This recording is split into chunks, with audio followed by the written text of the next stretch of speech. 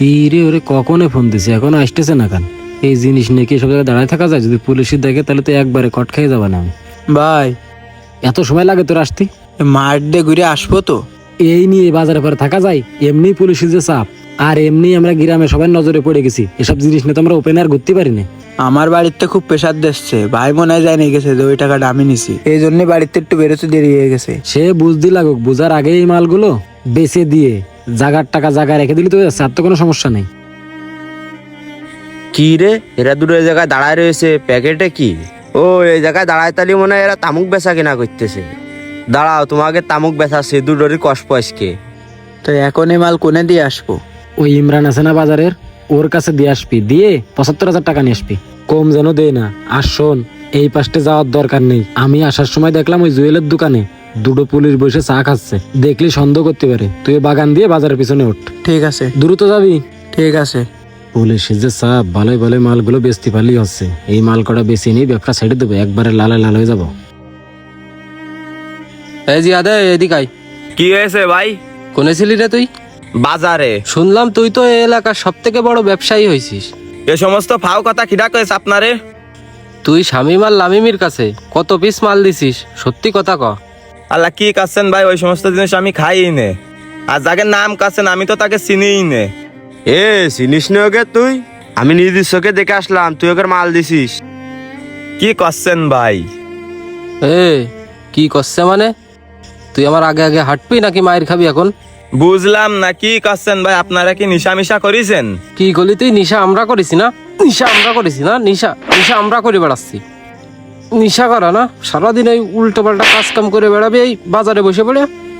যা আজকে বাড়ি, পরে এসে দেখতেছি তোরে। বাজারের তো ঘুরে আসি, যা বাড়ি যা এখন। এ চল, আর ওইটারে কোন জায়গায় পাবানে সে আমি জানি, চল। এ রে, ভাইয়ের সামনে এসেই পড়লাম, কাইটে পড়ে এই জায়গাতে। দাঁড়াই পড়লি কেন? আগে আয়। এই কোনে দৌড়াচ্ছিস? এদিকে আয়। আধা ঘন্টা ধরে তোর জন্য এখানে দাঁড়াই রয়েছি, কথা কানে যাচ্ছে না? আজকে আমার রক্ষা হবেন না, এই অবস্থায় যদি ধরে তাহলে তো আজকে আমার মেরেই ফেলাবে না। তাড়াতাড়ি আট, এদিকে আয়, ফাঁকা জায়গায় আয়। আয় সামনে আয়। আর কি তোর প্যাকেটে কি? প্যাকেট দে। এ ভাই, প্যাকেটে না কিছু নেই, ওই গিলাম ওই আম পাল্টি। আম পাল্টি গিলি না?